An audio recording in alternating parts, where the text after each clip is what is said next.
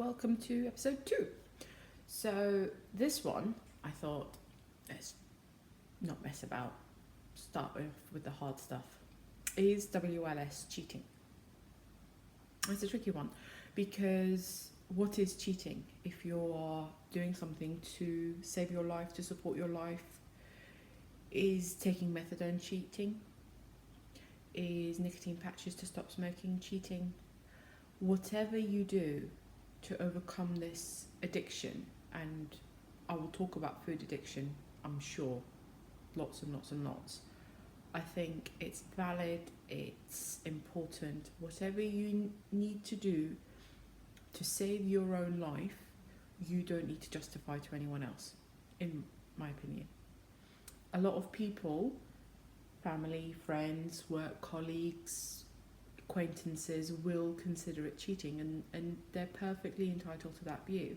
That is their view. They don't walk a mile in your shoes. In my case, that involved carrying 26 stones of weight. So if you're carrying nearly 400 pounds every single day, then you can come and give me your views on what is and isn't cheating. The thing about surgery is it gives you a tool, an opportunity, a window, a really small window of that sort of magic year to completely overhaul your relationship with food. Because if surgery was a magic cure, then my band in 2007, and I wouldn't be having this conversation because it would be done.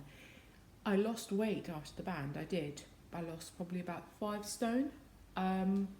But I expected it to be a magic cure. I expected that to be the resolution. And I'll slip back into old habits as soon as I was able to eat more. As soon as you get through that sort of liquid, mushy, soft food stage, and you see different people doing differently with it. And you want to reach out and you want to help and support them, but ultimately everybody needs to have their own journey. I really, really believe that, because not everyone is the same and not everyone is perhaps ready. I certainly wasn't. When I had my band, I was not ready. I wanted to lose weight, but I was not ready to change my entire relationship with food. And I'm sorry if that sounds or comes across as though I'm lecturing. I just feel so passionately about this. It's a thing that you need to do, and you need to understand. You need to understand the food that goes into your body, and for that first minimum year, I saw food for me as fuel into a car. It was there to so that I could survive, and I went from living to eat, and I went to eating to live, because it's a weird addiction in that, you can stop smoking cold turkey, you can stop taking drugs cold turkey, but you cannot stop eating. So it's all about willpower, it's all about making the right sorts of choices every single day, every single meal. So imagine having that temptation in front of you 3, 4, 5 times a day. Not imagine, because if you're watching this, you probably hopefully completely understand. But it really clicked for me what I view, and it's one of those things. I can't believe it took me so long, because it is all about calories. It is all about the food going in versus the energy that you expend, and that needs to be a calorie deficit. So whatever diet you're doing, keto, Weight Watchers, Slimming World, whatever it is that you have sort of started off, GI, all of this, it's all about a calorie deficit.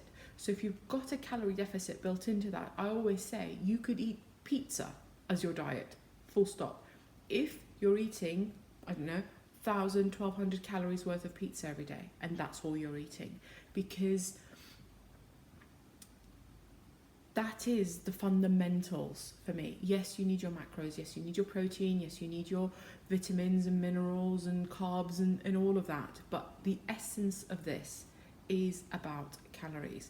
Now, this clicked for me probably about 4 weeks after my surgery, when I'd gone through the liquid stage, I'd gone through the mushy stage, and I'd just started looking at sort of soft foods.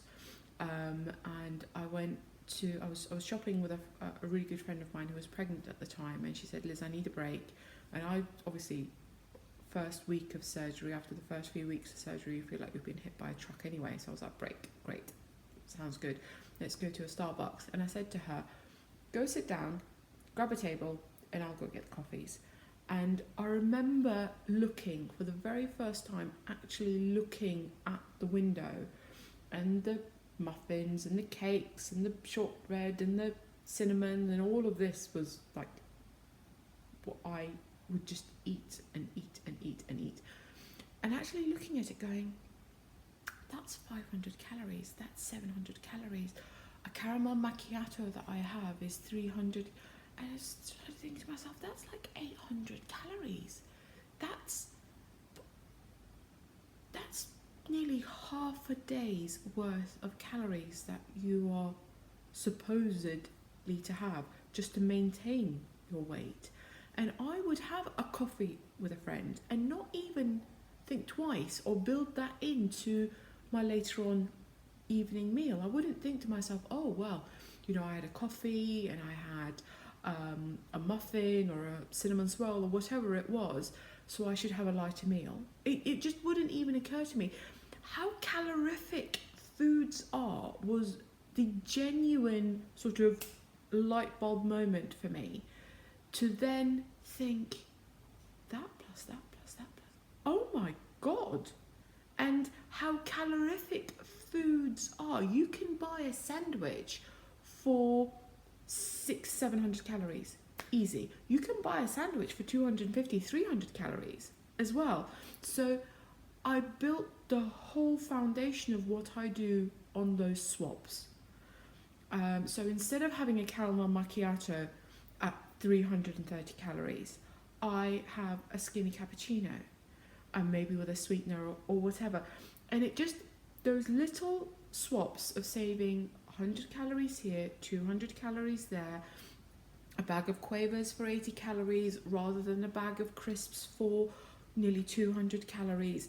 Because if you want to do this as a sustainable thing, if you want to do this as a lifestyle that we talk about all the time, then you have to learn what works for you.